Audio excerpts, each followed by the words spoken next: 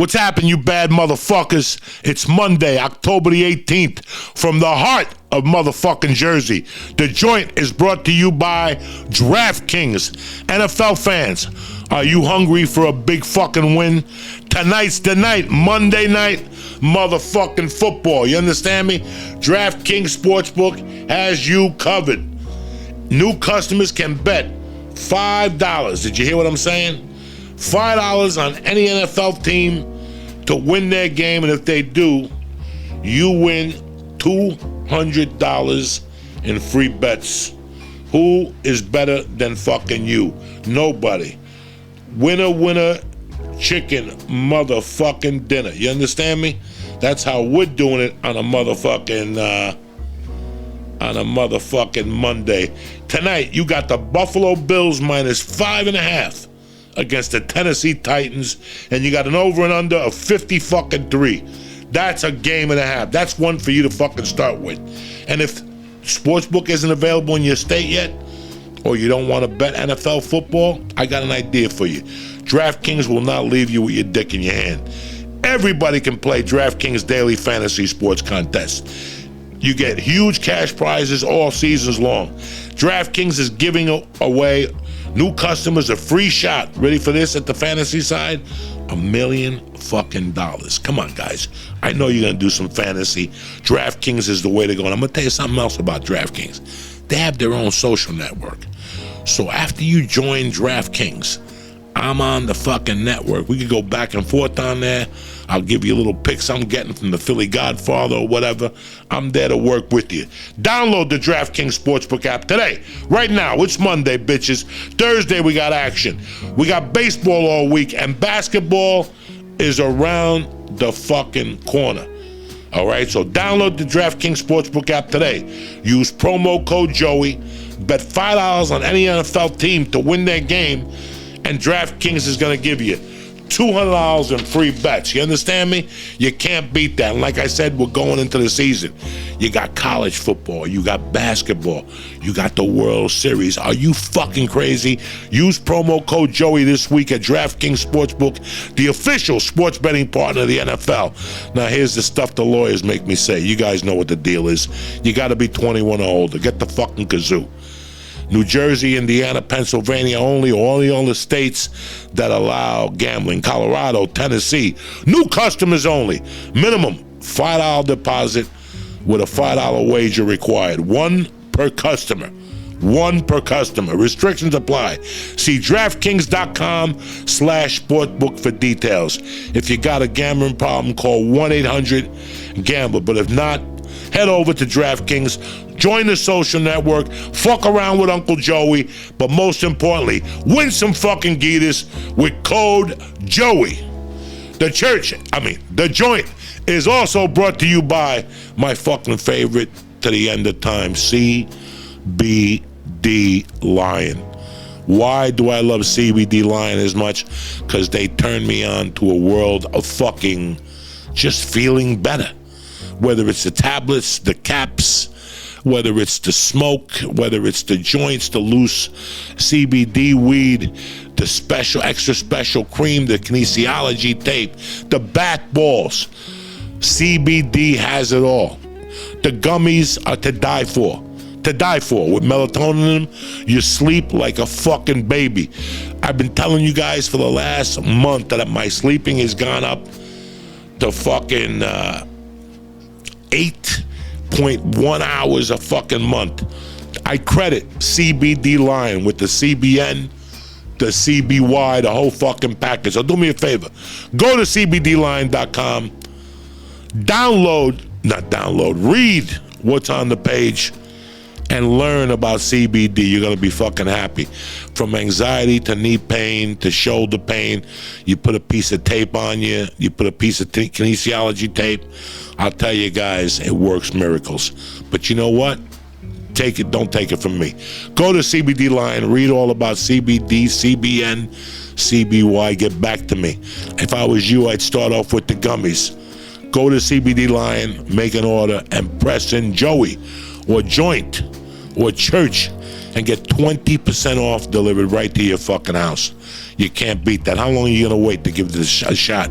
Today is the day. Go to CBDLion.com right now. Press in Joint Joey and get 20% off any of their tremendous products delivered to your house, all right? I love you, cocksuckers. Let's get this fucking party started. Hey,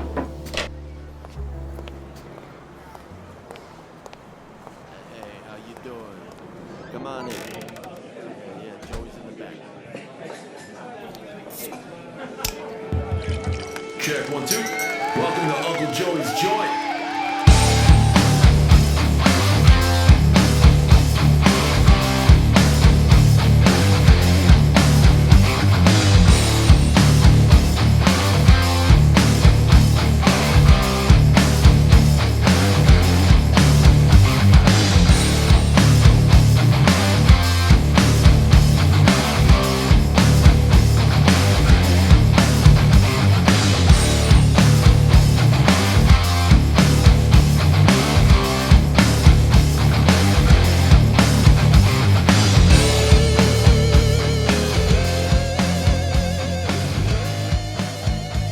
What's happening, you bad motherfuckers? It's Monday the 18th. We're here for another fun-filled episode of Uncle Joey's Joint.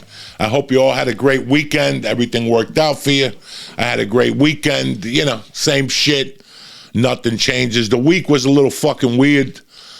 Some things happened socially in our lives that we need to discuss today because it's getting too fucking woke out there. And the shit that happened this week, really, as you guys know, I do not like when people bring up shit from 20 years ago. That's just wrong because people change. Let's just talk about life right now. In the last year, how much have I changed right before your eyes? How much have I changed? People change constantly. Their thoughts, their opinions on things. You know, when I was a kid, I hated cats. I just fucking hated cats. I see a cat, I throw a rock at it. Now I got fucking cats. I love fucking cats, you know. But if it ain't one thing, it's the other in our society nowadays. But we're just getting too fucking woke. I noticed it when I left Los Angeles that there had been just a fucking change. You know, for starters, let's talk about John Gruden, you know. Listen, I'm not a Raider fan. I'm not a fan of anybody. I'm a fan of fucking life, okay?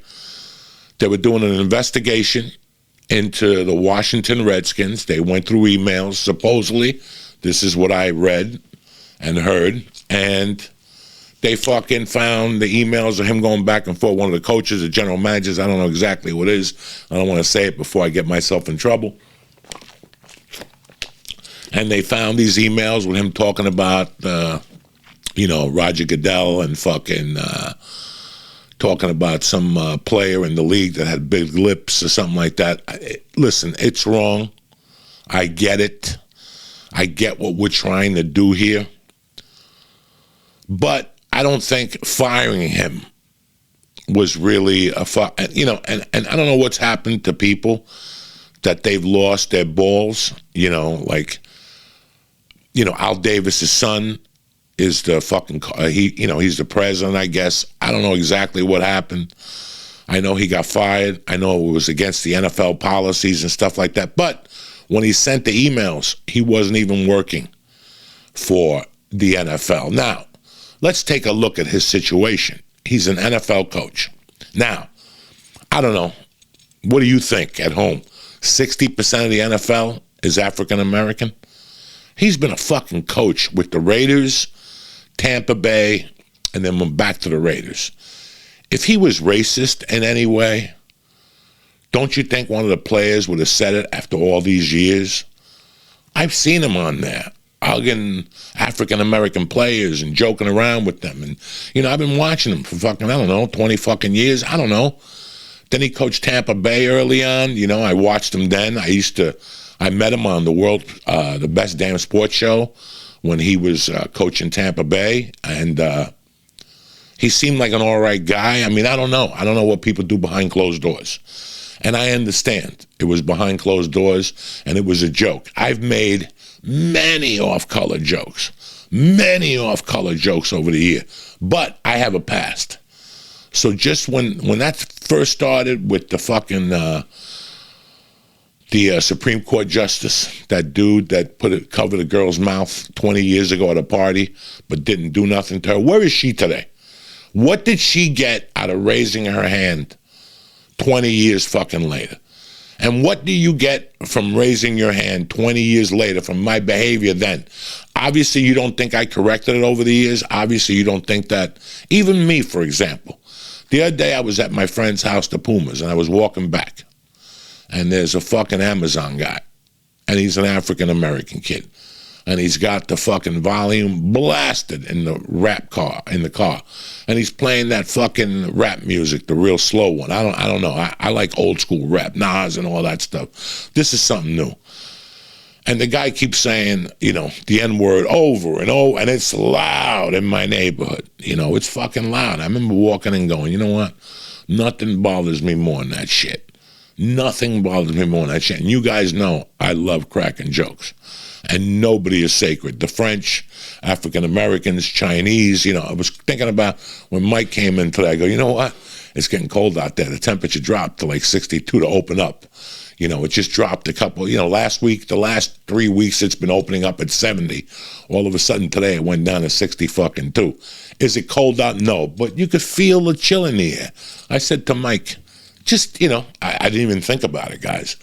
Fuck, there's nip in the air, and right away you're like, wow, I can't even fucking say that no more. I didn't mean it in a bad way. There's nip in the air. Nip is a racial slur if you want to use it like that. So no pun intended. I mean, it's getting a little nippy in the air. That's it.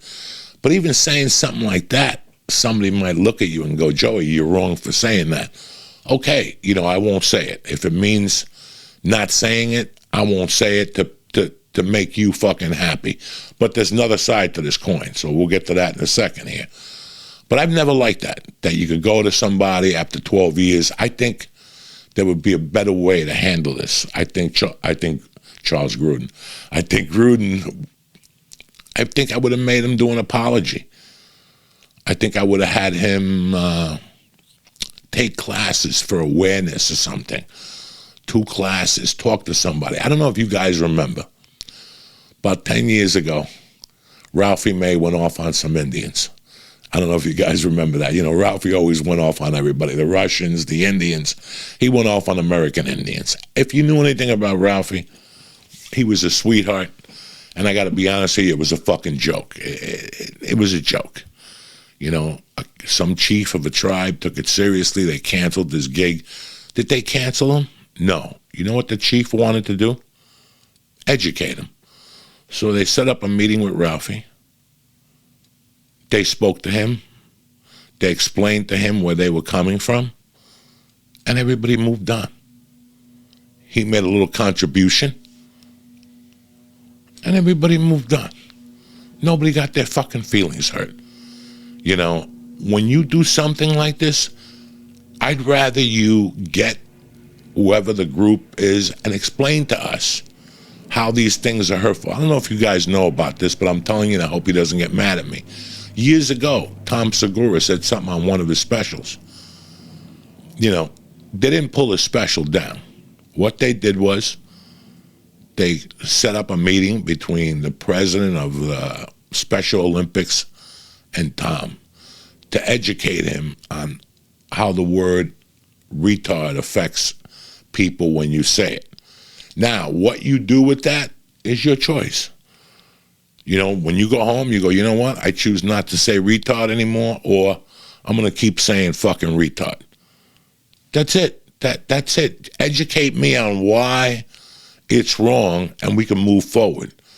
And then it's my decision whether to say it again or not to say it again. Whenever this type of shit happens, it makes my neck hair stand up. It really fucking does. Because I've had a past, but I know where I am today. And you know what? Don't say that, oh, well, Joey, that's you. No. I know a lot of people who've changed. Like, I've seen it now. I've been gone for 30 fucking years. I've been gone since 1993. I come back here and I see friends of mine and I ask about them or whatever, and they've changed. They've turned their lives around. Whatever they used to do, they don't do no more. You have to evolve as a human being. That is very important. I try to evolve as much as I fucking can. You know, sometimes I can't, but you try. You try to fucking change. You look at yourself and go, I could be this much better today. You know, for me, it was the drugs. I had to get off the fucking cocaine and everything, and I knew it made me a better person. And then after I got clean and my mind got right, because when you're on drugs, your mind is not fucking right. So after I got off the drugs, I thought about all the things I had done over the years, and I fucking, you know, changed them around to the best of my ability. That's all you could do. And you have to be very honest with yourself to do something like that. To actually sit down and go, dog, I've been fucking up with this shit lately. I have to reinvent myself. You know, I have to fucking reinvent myself. That's what it's all about. So for the Charles Gruden thing, Gruden, whatever his name is, John Gruden or whatever the fuck his name is, you know, they took his fucking, so because he said something 13 years ago or 9 years ago, whatever the fuck, 2012 I think it was, we're going to take him down off the ring. We're going to take him off a fucking sports game. We're going to just fucking chastise him. Who the fuck are we to do that as Americans? That's what this is. This is America. The land of fucking opportunity. And now we're taking food out of people's mouths. Yeah, Gruden will be back in a year and a half on some sports network as an analyst. But that's a year and a half that he has to stay in his house with the fucking shades drawn because somebody wasn't happy with what he said 12 fucking years ago. I don't agree with that, guys. And my heart goes out to the African American community, and my heart goes out to the gay community for whatever he said. But at the same time, it was a joke. Have we forgotten what a fucking joke is? Have we forgotten? I mean, have we just forgotten that somebody's saying a joke? Now, the other thing that happened that was fucking bad was the Dave Chappelle thing. Now, you guys know where I stand with this. And as far as all that shit goes, you've got the wrong motherfucker. You really do have the wrong motherfucker. I can't tell you in so many ways how you got the wrong motherfucker. Now, before we get this fucking curtain of this started, I'm a stand-up.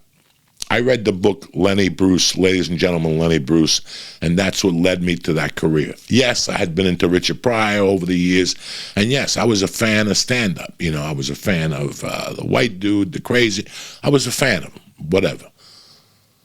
You know, I read a book, and I decided to get into stand-up comedy. When I started stand-up comedy, I was given advice. You're given a lot of advice, and people tell you not to do this, not to say this, to be clean. You know, Sinbad spoke to me when I started. All these guys, Joey, you're talented, you don't have to be dirty. No, you have to be whatever your heart calls for. So let's get this straight. When I first got on that stage, I went out there to be the best entertainer I could be. I did not want to use curse words and stuff. I went out there with a suit on. I combed my hair. I did as much as I could to be a regular entertainer. At that time, it was Lenny Clark. I saw Lenny Clark with a suit on do the Rodney special, and I lost my motherfucking mind. I knew I had to be part of that. So, okay, I tried stand-up comedy for like 9 months in the beginning, and I bombed being clean, and I went to my go-to. I went to me being dirty. And all my life, since I heard Richard Pryor, I was dirty. I loved speaking that shit. I loved it. Blah, blah, blah, blah, blah, blah. I got into stand-up comedy. Now, before I got into stand-up comedy, I read a lot about it. I read as much as I could. Biographies, I watched videos, I asked questions. Now, the anatomy of a stand-up is how your world collides with the rest of the fucking world. How your world collides with the rest of the world. That's the smallest equation for comedy. If you come to me and you pay me and you go, Joey, I need for you to coach me, tell me what's the meaning of comedy. It's how my world collides with the rest of the world.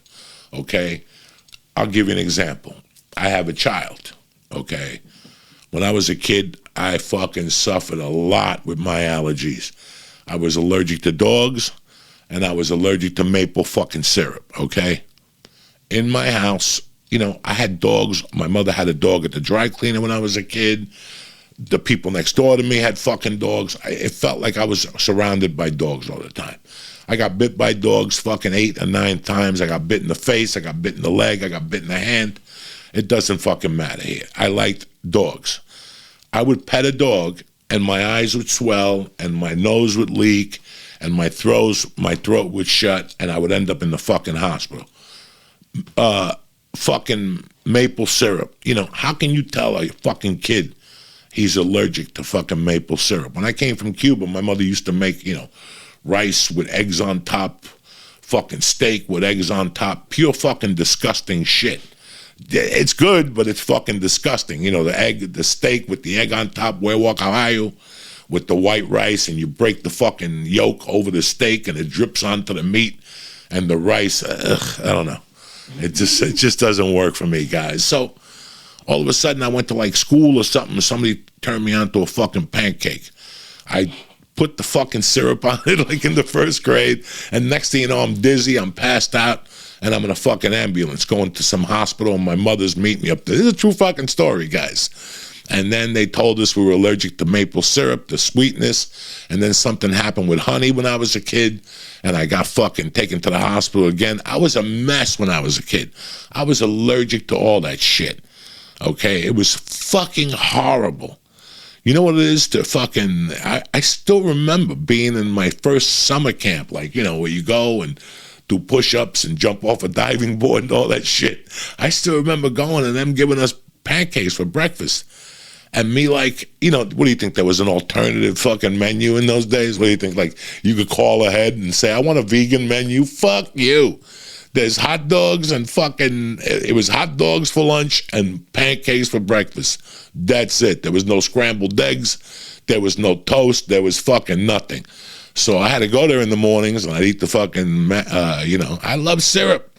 I love the fucking taste of maple syrup. Who the fuck doesn't? But between 2 minutes, my eyes would get red. I'd start blinking. My throat would shut. It was a fucking nightmare. So we decided. My mom and I sat down one day, like when I was 6, and we decided, Joey, listen.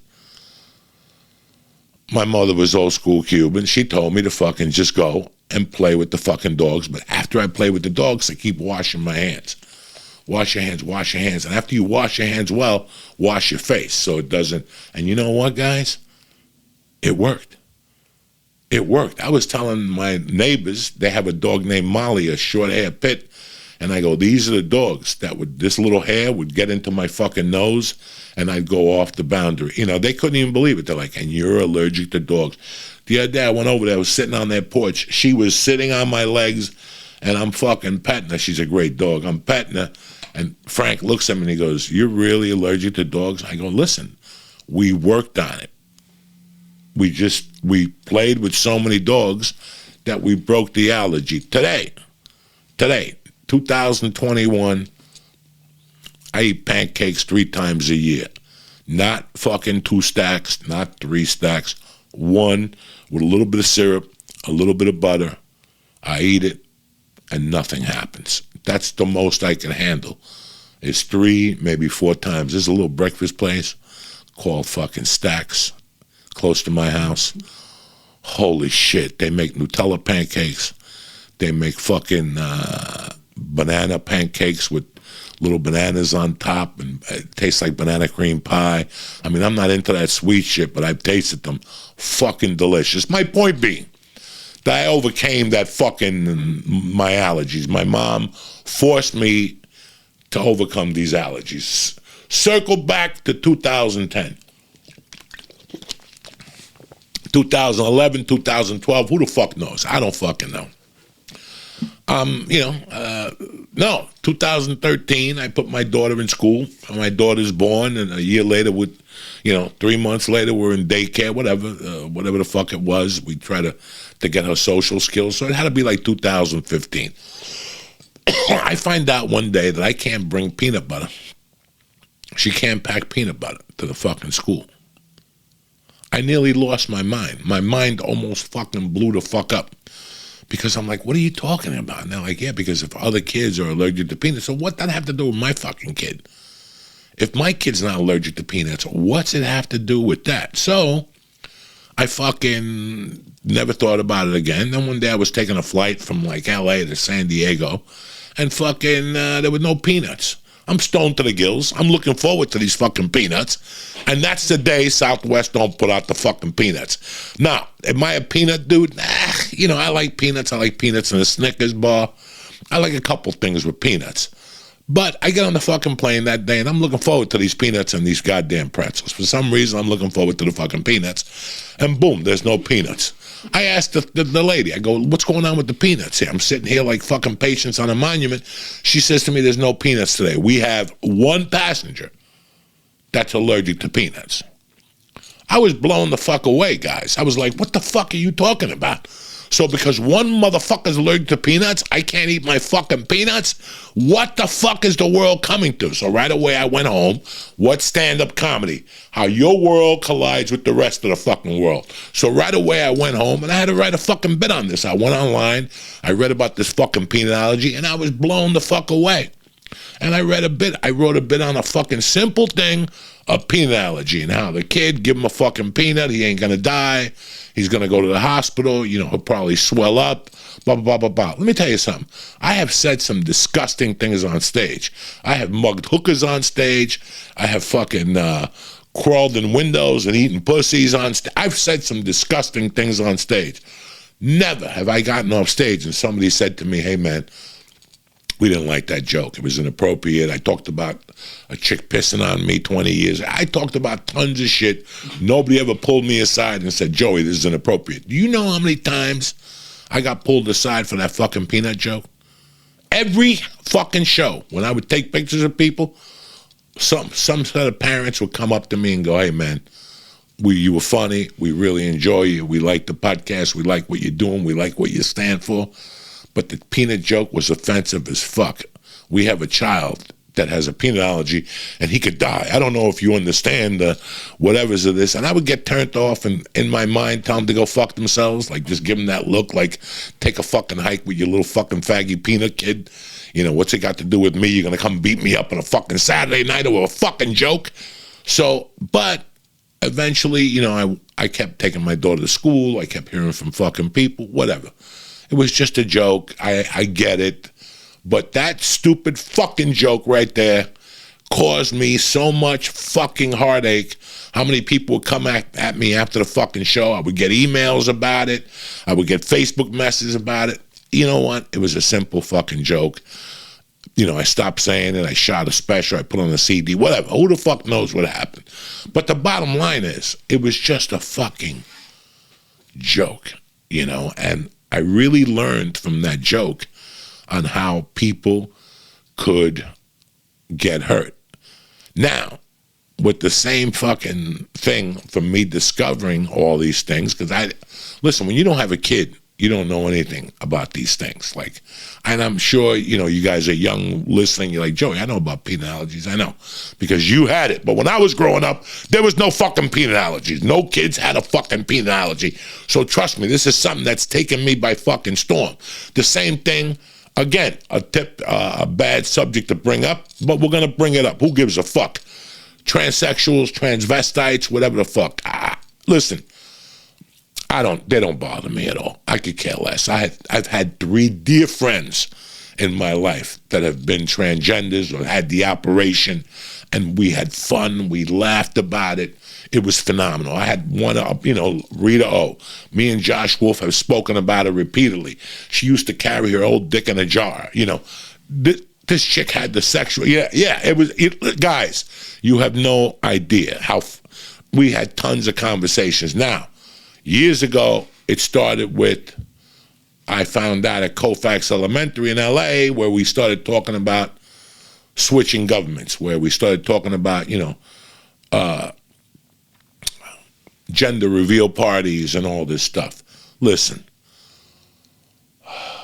I'm from the 70s. I can't wrap my head around this stuff. about a little boy one day waking up and coming to me and saying, I think I'm a girl. This is tough, guys. This is tough to wrap your arms around, especially as a parent. Do I think that one day my daughter's going to come to me and go, you know what, Dad, cut the pussy out. I'm slinging dick like you. I want to be a fucking boy. I would be in shock. I wouldn't really know how to handle it. I would have to do a lot of reading on it. I would have to do a lot. But I've never heard of this before. I have never heard. This is something that, I'm 58 fucking years old, and I started hearing about this when I was 50, and now they're going to put it into the school systems and whatnot. And as a parent, you're sitting there going, do I want my child exposed to this? Anyway, to make a long fucking story short, this week, the Dave Chappelle album, special came out, Closer. I didn't even know he had shot another special. I didn't know it was his last special on Netflix. I knew nothing about it.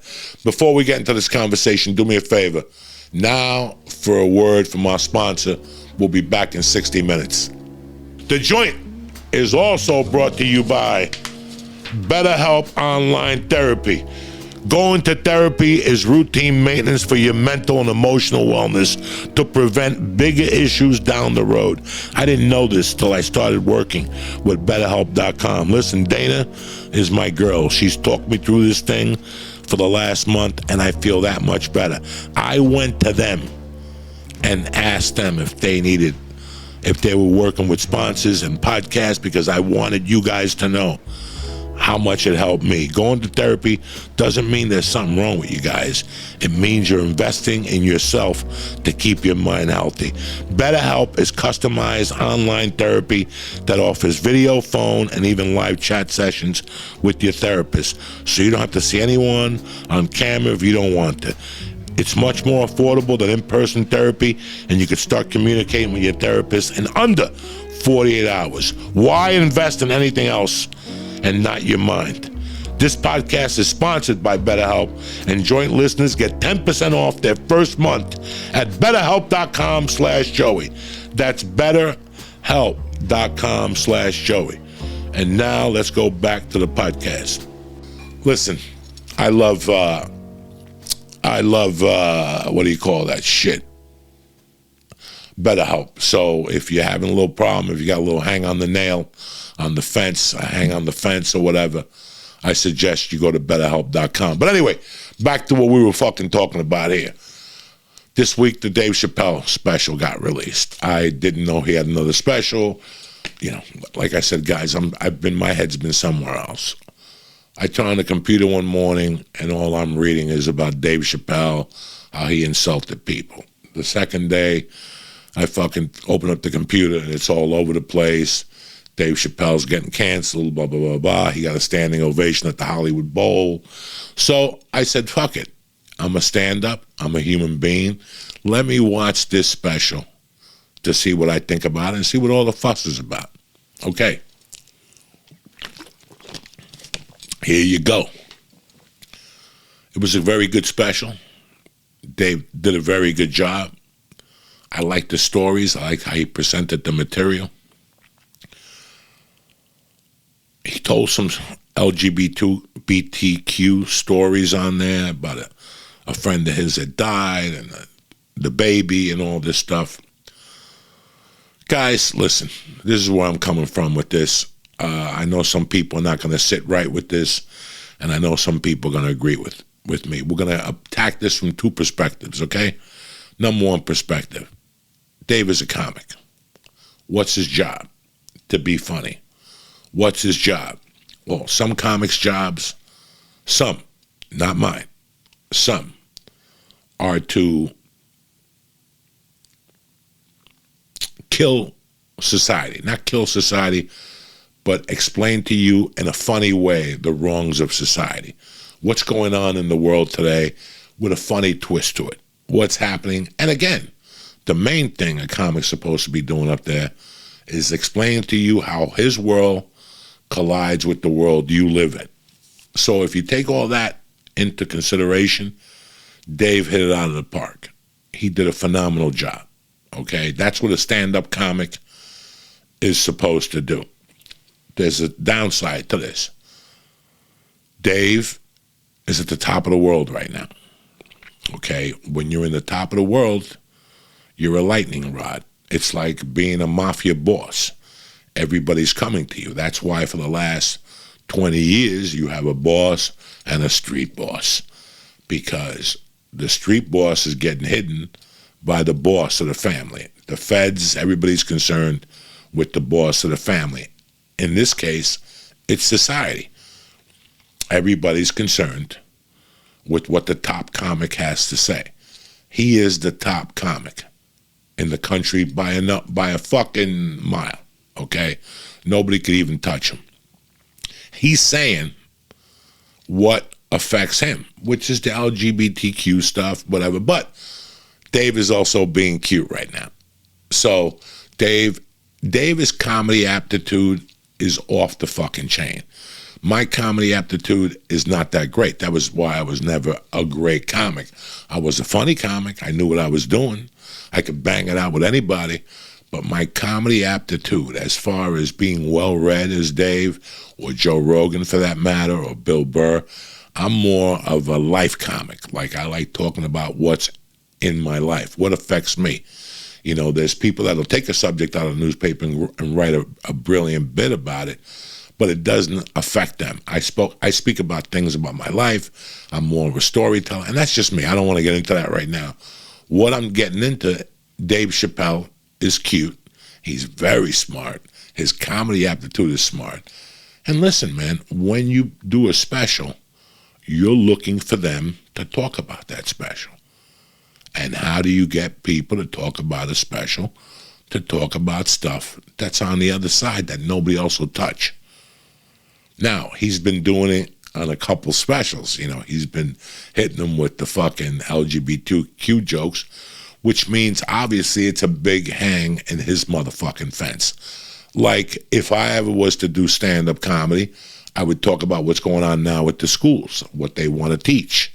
You know, what affects me directly? What's going to fucking affect me? Yeah, I'll tell you some stories, shit that's gone on the last year, shit that's been funny to me, whatever, blah, blah, blah. But no, this whole thing, stand-up, is we're a conduit. And in that conduit, if this is the conduit, when it comes in here, it's rough. When it comes out, it's like a trumpet. We're just blowing it out in a different way with a little bit of fucking humor. That's all we're doing. Now, Netflix got a lot of complaints. Netflix, you know, they're demanding that they take the special down. Number one, my heart goes out to the LGBT community. I understand. But we're going around about this all wrong, okay? I'm not part of the LGBT community. I'm just saying that they're going about this all wrong. There was a way to go around this. You know, the employees, listen, the world has changed. You know, employees getting suspended, employees getting whatever. I don't agree with that. That was just wrong on both parties. That was wrong on both parties. But we're talking about money here. You're not going to get in front of money with your feelings. Nobody in today's world right now, with the greed that's going on, there was supposed to be a strike today. There was supposed to be a strike over the weekend. The international theaters, electricians, caterers, grips, all this shit, you know. It was scary. That would be a fucking scary strike because all the networks wouldn't have been able to work except HBO, Cinemax, Showtime. I forget what the list was. That would have been fucking scary for us right now, you know, especially after the 18-month lockdown, you know, the rent, whatever. It would have been fucking scary for people. Mandates now with this shit. So they settled it. When I woke up Sunday morning, I saw that they settled it the last fucking minute. I don't even know how this transpired into this, but what I was trying to say is, you know, we work things out. We have to work things out. Number one, I'm tipping my hat. And I know I'm going to anger a lot of people when I say this. I'm tipping my hat to the president of fucking Netflix. I'm tipping my hat. That's what you're supposed to do. You're supposed to stand by your product. You're supposed to stand by your decision. I'm sure Dave said some stuff about murdering the transvestite or beating up the transgender or the lesbian. Listen, what about when I said I did coke with my cat? Did you really fucking go home and think that I did coke with my cat? Sometimes an over-exaggeration is what makes the joke funny. Do you understand me? The over-exaggeration of it makes the joke funny. I never did a line of I never did coke with that fucking cat. I had a 10-minute bit. I wrote an imaginary story, an imaginary of me doing cocaine with my cat. People would laugh. People loved the fucking bit. Nobody ever complained to me. It was a bullshit joke. That's part. Comedy has so many different aspects to it. You make fun of it. You exaggerate it. You fucking, So that's what this is all about. Now, I'm sure Dave, being Dave, and the mind of the comic. Listen, the mind of the comic, I'm going to tell you what happens with a comic. For you to be a successful comic, and I have a lot of comics on my Patreon now. Ty, Sal, a lot of young comics. I'm going to tell you something. And this goes for musicians also, okay? Any great musician, anybody who broke through on a comedy level, anybody who breaks through on the arts, they broke through because they went against the mold. They went against the status quo. They went against what they were told. You're not going to make moves by going up there and giving them what the fuck they want. Years ago, I heard a great story, and I patted myself, and I'm happy. I'm happy I heard this story when I was into comedy 2 years or 3 years in Denver. Kevin Fitzgerald, dear friend of mine, I've gone back to this story 10 times this week talking to people, was doing a spot at the Comedy Works. He was not opening up. If you know anything about the Comedy Works, it's a couple different comics, and then the headliner goes up. That's why it's a hard club to work, because you have to follow 8 headliners. That's why a lot of people are like, fuck, I'm not working the Comedy Works. You have to follow. She takes the comics that are home, the headliners that are home from Tuesday to Thursday, and puts them up there, and you have to follow them. So anyway, he was one of the many comics. He just happened to be going up before Bill Hicks. He brought up Bill Hicks for the first show. Great show. Nobody complained. There was a second show. Bill Hicks's road manager went up to him and said, listen, Kevin, Mr. Hicks does a similar marijuana joke. This is your brain on drugs. This is your brain on marijuana, whatever. He goes, it would be great if you didn't do that joke. Kevin Fitzgerald looked him in the eye and said, I won't do it, and went on stage and did it. When he got off stage, the guy tried to muscle him, and when Bill Hicks got off stage, he hired him as an opener. And Kevin Fitzgerald ended up going up on the road with Bill Hicks. What a fucking honor that is. I wouldn't shut up about it. If I got to open up for Bill Hicks and got to be schooled by Bill Hicks, I just walk around with my dick out like fucking my man Brad Pitt after Legends of the Fall. Forget about it. Just take your dick out. Who gives a fuck?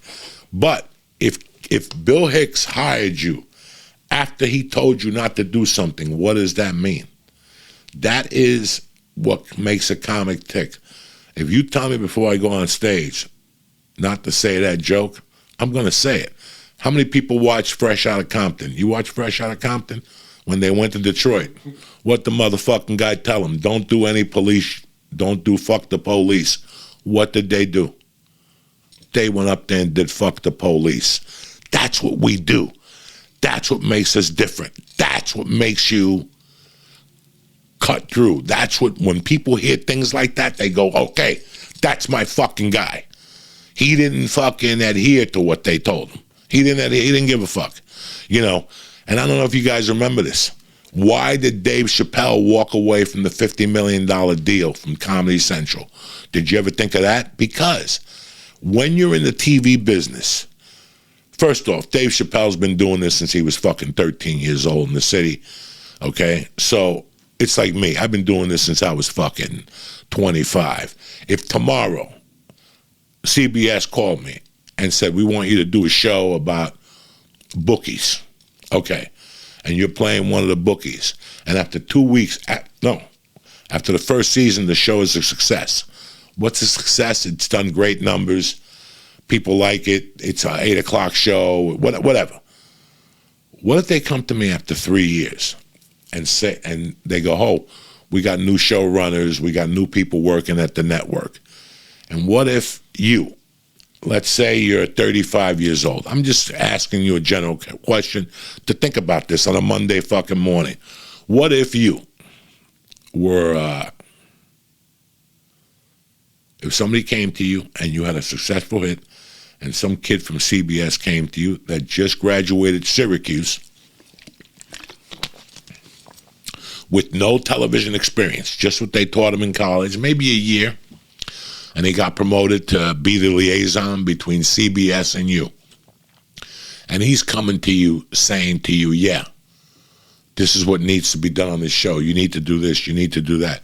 You need to do this. Eventually, one day, you're going to go, time out. No disrespect to you. You just graduated college. You don't even know what the fuck we're doing here. I've been on a fucking street corner popping jokes and in clubs since I was 13 years old. I've gotten through fucking 18 ABC deals. Dave Chappelle paid his fucking dues. Okay, they tried to put him on TV like 20 fucking times with their ideas, and they couldn't get him on TV with their ideas. So finally, Dave Chappelle and Neil Brennan created the fucking Dave Chappelle show, and what happened? With his own brand, because they wanted to do what they wanted to do with Dave. Dave was on TV for years. I don't know if you guys know that. Dave was on a TV show with that fucking dude. I forget what his name is now. They were trying to do things with Dave. I started in comedy in 91. When I came to New York in 93, Dave was the golden fucking goose already. I still remember going to the Boston Comedy Club and seeing him, Felicia, Nick Turturro, Jay Moore, and going, wow. He was in that movie, Robin Hood, Men in Tights, fucking great movie. You're not gonna, he fucking walked away from $50 million because you're not gonna tell me how to do my fucking job. And guess what, guys? I feel the exact same way. Nobody's ever gonna tell me, and I've had 1,000 arguments over this. One of the reasons why I've taken a breather from comedy like that I did, because I'm coming back. But I'm doing it my way. Not the way the agents wanted to, not the way the promoters wanted to, not the way the fucking comedy club, because they don't fucking know. We're the ones that are busting our fucking ass. So yes, I'm very fucking happy they didn't take that fucking special down. Fuck you. Fuck you. And I go back to Andrew Dice Clay. I go back to 1990, 91, 92, 93 with Andrew Dice Clay. And the shit he went through. And let me tell you something. Do you think people went to fucking HBO and told him to take down the Hickory Dock fucking special? Do you think they went to like HBO and told him to take down the fucking Live from Long Island with Joey Buttafuoco and the fucking... No.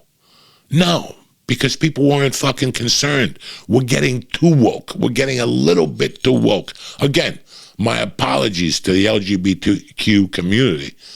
But you should have handled this a little differently. Get the people that run GLAAD, or I don't know what the name of the organization. Schedule a meeting with Netflix. Don't go in there demanding to take the special off. Just explain to them what you've been trying to do online. Explaining that. Tell Dave what you think his actions were and how they affected the LGBTQ community. Sit him down. Explain that to Netflix. Like the thing, that organization explained it to Tom Segura. Don't go online and call him out and all this shit.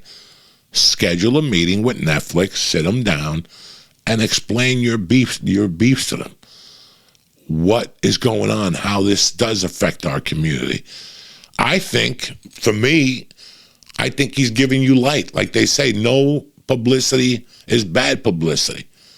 You know, I think that if you're on the road to a gender change, this is not going to fucking, So I get it. I get that in your world, the remarks were a little violent and whatnot, and people are going to start No, they're not. No, they're not. Listen, I'm a wild man. And like I said, I've had experience with transgender people who have gone the operation, and I treat them the same. Do I make jokes? Yeah. You have to make jokes. So on the other side of this coin, I hate saying this, LGBTQ, you got to toughen up a little bit. You got to fucking toughen up a little bit. It's 2021. You're pioneers. What do you think happens to pioneers? They get hit in the head with fucking rocks until they prove their point, until they sell their belief, until they tell you why they're doing what they're doing. You got to toughen up a little bit. What do you think the gay guys in the 60s and 70s were fucking demanding for you to take shit down?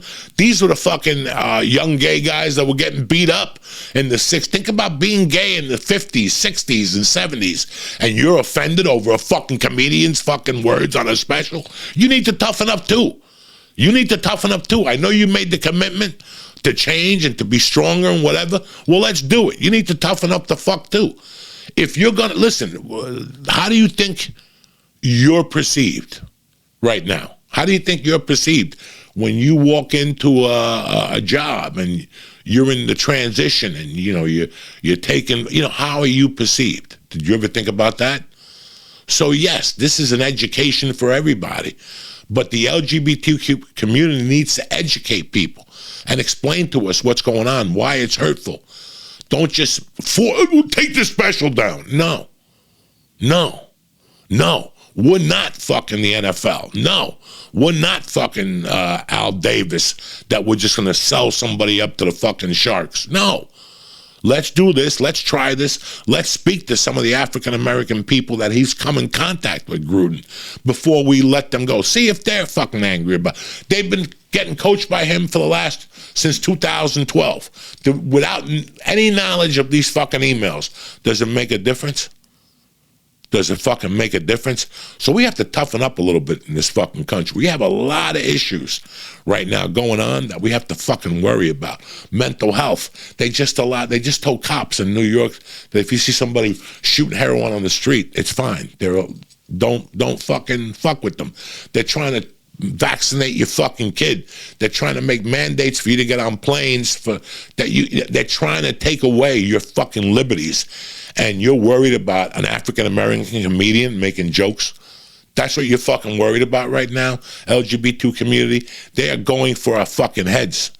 They are going for our fucking heads. So I understand you being woke. I get it. I understand.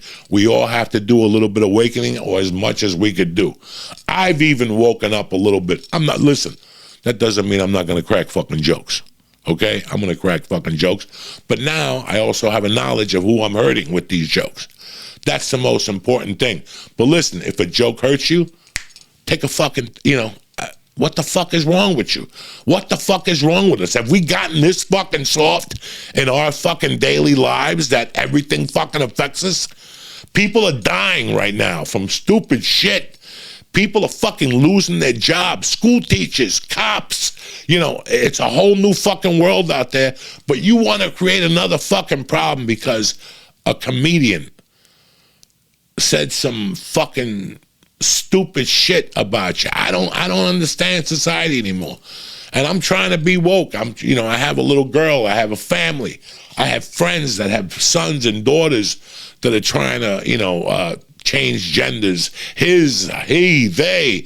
It's too fucking much. It's too fucking much altogether. You got us on this fucking path of, that we can't do nothing wrong, and if we did something 20 years ago, we should be punished tomorrow. No. And you guys know anything about me? I didn't allow it fucking 18 months ago, and I'm not gonna fucking allow it. I'm not going to allow it. I'm not going to determine. One thing I did come up with a conclusion when I watched that special. I'm going to be honest with you guys. I'm going to be as honest as I can with you because I've always been honest with you guys. One of the reasons I have stayed clear of stand-up is because I have a lot of things going on in my life. And I don't need somebody to make a tape of me and say I was saying wrong shit, and they shut me down over stupid stuff. I was on a roll on stage. I'm on a fucking roll. I'm just going, and all of a sudden I drop something, a tranny joke, a gay joke, an African American joke, a Chinese joke, and my life is going to be over because of today's society and the fucking wokeness. That's not gonna work.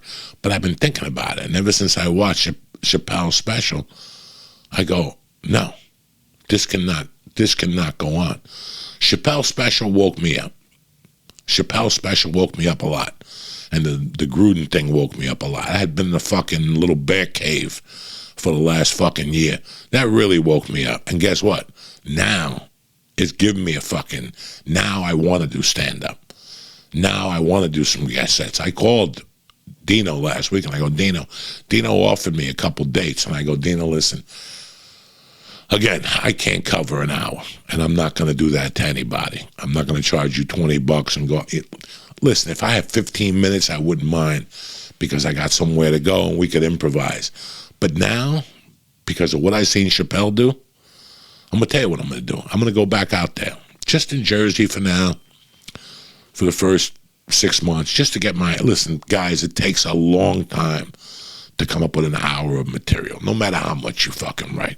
You got to go out there and test it and re-fucking test it. So it takes time. I am the type of guy that I refuse to put myself out there in a theater if I'm not at least 30 minutes in of great fucking material. But because of the Chappelle thing, he inspired me. I was looking for something to inspire me, and I found it. You're not going to ever, Damon Wayans gave the best fucking response to it. He said they made comedians slaves. They wanted to make us fucking slaves to that, and I'm not doing it. And I'm happy he said those words, and I'm happy Dave did what he did, and I'm happy I'm going to do what I'm going to fucking do. I'm going to go up there little by little, take my time, but I'm not going to mince my words because I'm going to hurt somebody's feelings. That's not what a stand-up is supposed to do. The stand-ups that aren't successful, that's why they're not successful, because they pander to the audience and they don't want to tippy toe around anybody's fucking feelings. I don't give a fuck. I really don't. You know what? When I go out and I get offended by something, I get offended by 2 or 3 things. But guess what? You'll never hear me talk about them because what difference does it make? What do you want me to do? Send them an email that they offended me with a joke or a commercial? You offend me when you put tampon commercials on? What kind of fucking half a fag would I fucking be if I did that? So, no, I just avoid those situations. So, like, if something gives you anxiety, that's one thing I've learned from BetterHelp. If something gives you anxiety, avoid it. It's called the fucking trigger. Right or wrong? So if you think you're going to get fucking sad about Dave Chappelle special, don't watch it. Don't watch it. What, 10 million fucking people have watched it? And they've enjoyed it? I mean, So my heart goes out to the LGBT community. I hope you didn't take any of my comments in the wrong way. I'm just trying to explain to everybody how we could avoid all this and what you should worry about and what you should not worry about. I spoke about before how I'm not the most well-read guy.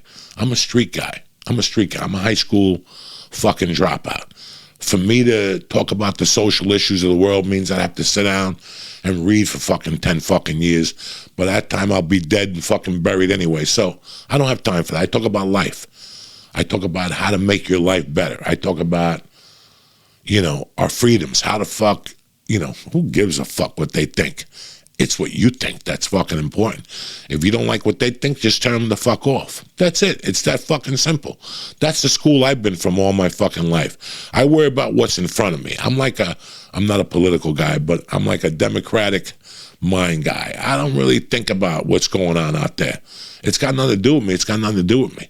It's what's in front of me. I've never had it as good as people that they could think about, the pygmies in fucking Indonesia. I love to think about pygmies, and I love to save the fucking children and all this shit, but who has the fucking time?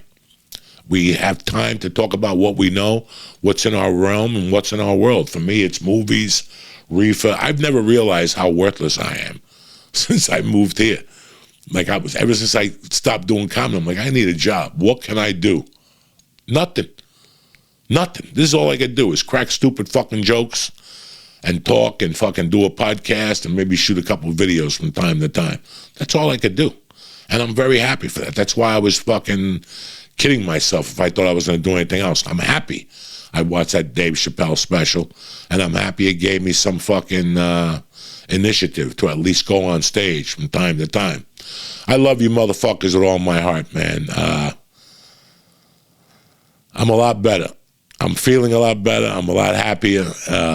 Like I said, we're moving, Jack.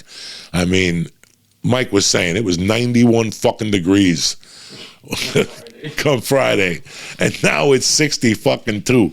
Life is moving. It was October 1st. Everybody was happy. The many saints were out, and now it's October fucking 17th, 18th, whatever the fuck it is. Time is moving, brother, and if you don't get on this fucking boat, you're gonna be left out there. I love you motherfuckers with all my heart. Laughing Gas is back. And what'd you think of the new batch? Dude, it's tremendous. It's tremendous. I like that new batch.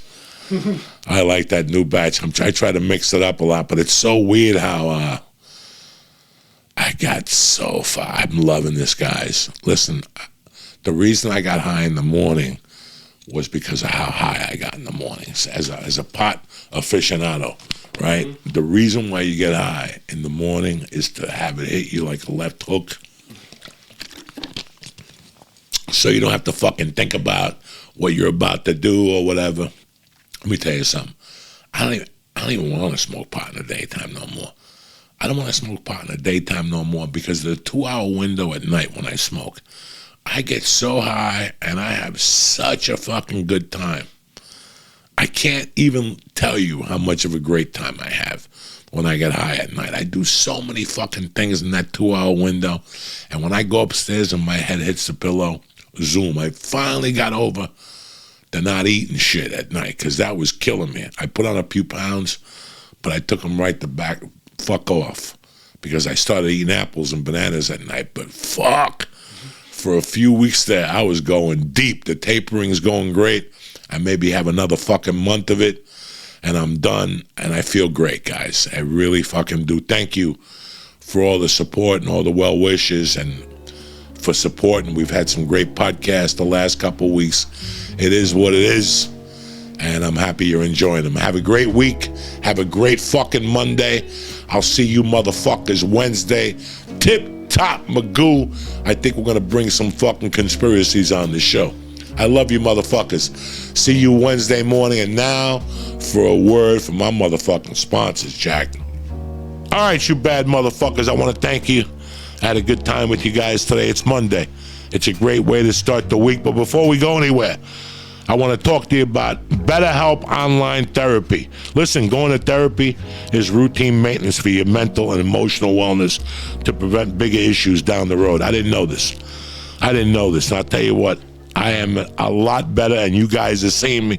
If you don't believe in BetterHelp or you don't believe in therapy, put on one of the podcasts from November and look at me how I was talking and look at me today. It's two different people.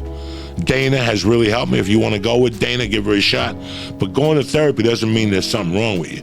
It means you're investing in yourself to keep your mind healthy for the future. And that's what I did, and I hope you do the same. BetterHelp is customized online therapy that offers video chat, phone sessions with your therapist, so you don't have to see anyone on camera if you don't want to. You want to talk on the phone, you talk on the phone. You want to see what she looks like, she's right there for you. It's much more affordable than in-person therapy, and you can start communicating with your therapist in under 48 hours. Why invest in anything else and not your mind? Come on.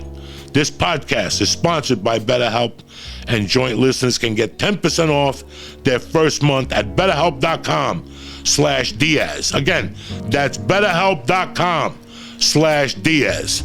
The joint is also brought to you by CBD Lion.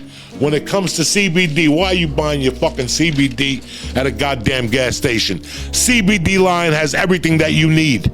From the cream to the kinesiology tape to the bat balls to broad spectrum capsules, 30 to 1 milligram. I mean, listen, CBD Lion has been there for me for years.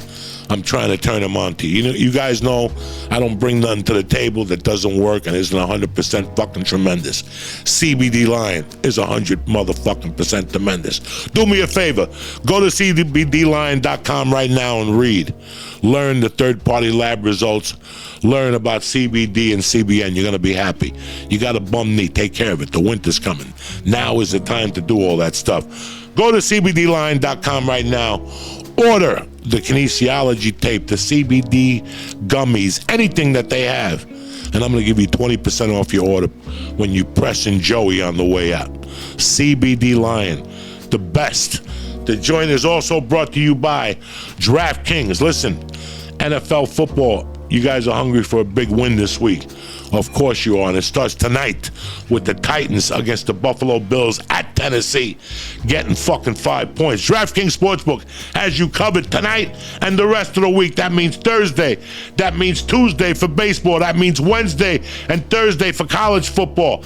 But this week we're going to focus on NFL. Bet $5 on any NFL team to win their game, and if they do, you win $200 in free bets. You want me to repeat that? $5 and you win $200 in free bets. Winner, winner, motherfucking chicken dinner. And that's not all. DraftKings has a social network. If you're on there, look me up and we'll fucking chit-chat on there. We'll talk about games and whatnot. Who's playing, who's not playing, who's winning, who's got fucking locks. And if Sportsbook isn't available in your state yet, no worries. DraftKings won't leave you with your dick in your hand. Everyone can play for huge cash prizes all season long with DraftKings Daily Fantasy Sports Contests. DraftKings has given all new customers a free shot at millions of dollars in total prizes with their first deposit. So what the fuck are you waiting for? Download the DraftKings Sportsbook app today. Use promo code JOEY, J-O-E-Y. Bet just $5 on any NFL team to win their game and win $200 in free bets. Where are you going to get that action from? Nowhere. And if they win, you win. Use promo code JOEY this week at DraftKings Sportsbook, the official sports betting partner of the NFL. And here's the stuff the lawyers make me say. You got to be 21 or older. New Jersey, Indiana, Pennsylvania only. New customers only. Minimum $5 deposit and $5 wager required. One more thing, one per customer. Don't be cute. Restrictions do apply. See DraftKings.com/sportsbook for details. Now, if you got a gambling problem, call 1-800-GAMBLER. If you don't have a problem and your head is in the right place, it's time to win some motherfucking money. Head to DraftKings.com, press in code Joey, and let's make this fucking happen. And don't forget to friend me. I want to thank DraftKings. I want to thank BetterHelp Online Therapy. And I want to thank CBD Lion for having my back. But most importantly, I want to thank you fucking savages for having my motherfucking back. Thank you. I love you. And we'll be back Wednesday morning. Tip-top motherfucking Magoo. Have a great day. I love you motherfuckers.